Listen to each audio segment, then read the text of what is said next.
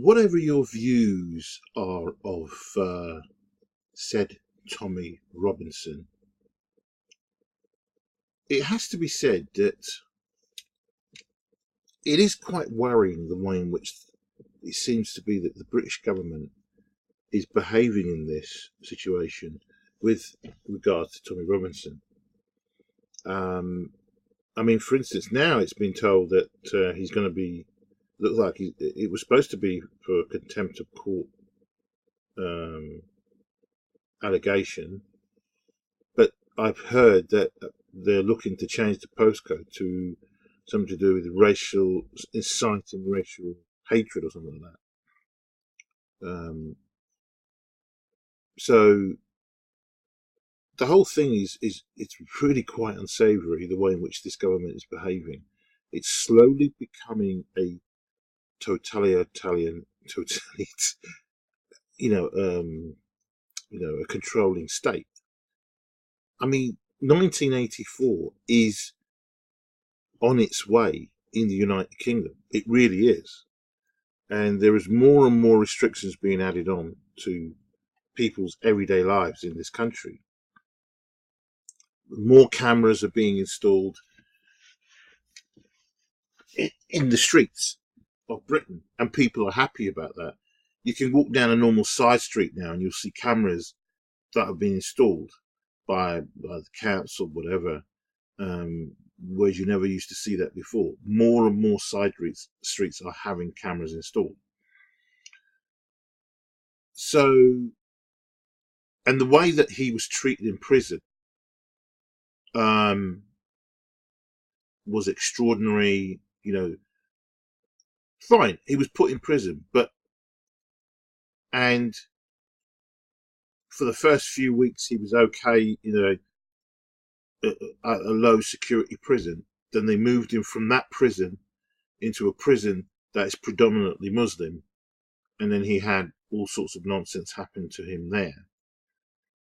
You could see, he lost a huge amount of weight. If he'd have been there any longer, would he have died there, or would he have just been nearly a pure skeleton because he couldn't eat the food that was served to him, because they were probably spitting in it, peeing in it, doing all sorts of nonsense, so he couldn't eat the food, probably putting bogies in it, you name it. You can't eat it. You can't eat the food. Holy sweet Christmas. So now he's gone, they keep bringing in the ex-EDL chief. They've got to bring that up. He's no longer in the EDL. Stop bringing that up. He's on his own. Tommy Robinson. It's got nothing to do with the EDL anymore. Here we go.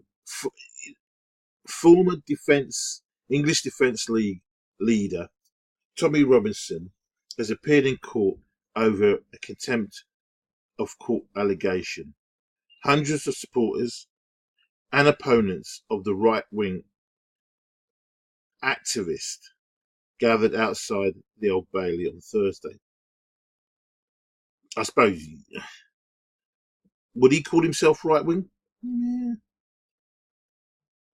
It's definitely not Labour or left. He'd probably call himself more of a liberal.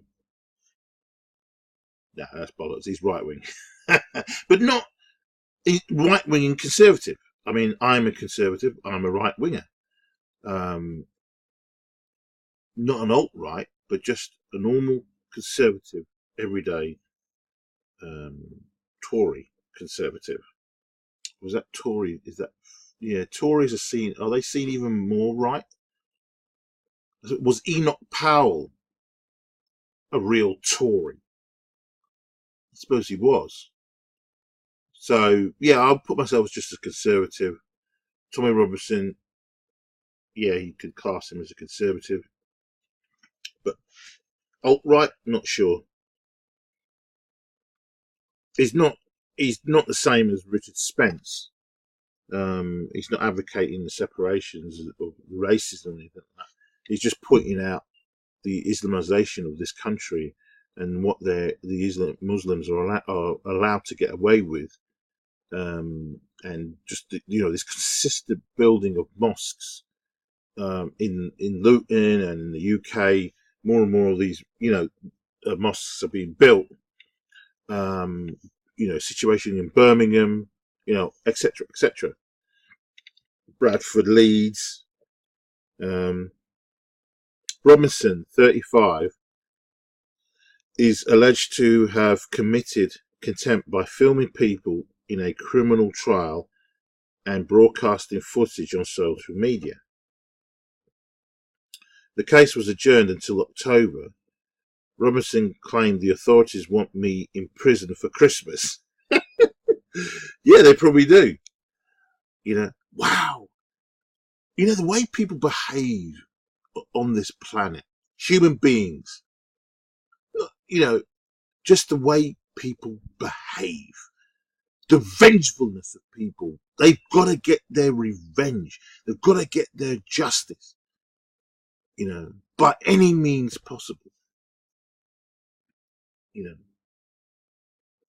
It's both ways. Those on the far left, the far left, the left, those on the far right, and those in between.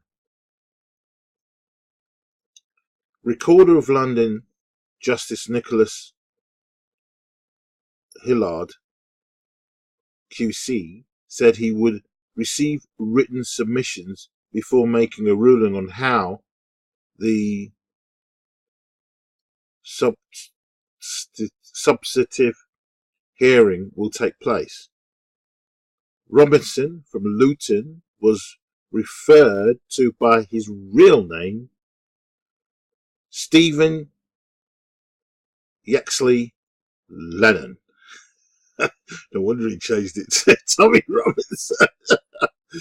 But he could, I suppose, he could have called him just called himself Stephen Lennon. Just keep out the Yexley. Jesus Christ. Yeah, just call yourself Stephen Lennon, or Lennon would have been quite easy. It would have been. But he chose Tommy Robinson throughout the brief hearing. He was released from prison last month after 3 leading judges quashed a finding made at Leeds Crown Court in May and granted him conditional bail from a 13-month jail sentence. Complete and utter nonsense. Unbelievable. There we go. So, about 300 Tommy Robinson supporters gathered outside the Old Bailey. So you've got geezers from UKIP. I don't know who that is. Who are these? Generation X? Is that something like that? I don't know who these are. So quite a few of his supporters there. Robinson could face being sent back to prison if he's found to have been in contempt with a maximum sentence of 2 years imprisonment. He was sentenced in May to 10 months for contempt of court, which he admitted. Did he? I don't know. I don't know if he admitted it at all. And a further 3 months for breaching a previous suspended sentence. In May 2017, Robinson faced contempt proceedings over footage he filmed during a trial of 4 men who were later convicted of gang raping a teenage girl. A judge at Canterbury Crown Court gave him a 3-month suspended sentence. I mean, the thing is, look, if he's breached those sentences, then he has to face the But still, I mean, 3 months is very harsh for what? Just reporting. These guys committed a crime of, said, gang raping a teenager. That should take precedence, gave him a 3-month suspended sentence. What's all that about? Why have you got to give him 3 months? It's nonsense. It's all nonsense. The criminals are the ones that he's reporting on, and yet the British government doesn't want this because it's to do with Muslims, you know, Muslim men who are doing, this grooming, you know, and the reason being because Britain has so much invested with Saudi Arabia that the Arabians have probably said, look, you better you better tread carefully of how you treat our people, in the UK. Otherwise, you won't get your defence contracts and so on and so on. Because Saudi buys a hell of a lot of equipment from the UK for its army and all that kind of nonsense, and other services as well. Robinson appealed against both contempt findings at a hearing last month, overseen by Chief Justice Lord Bennett,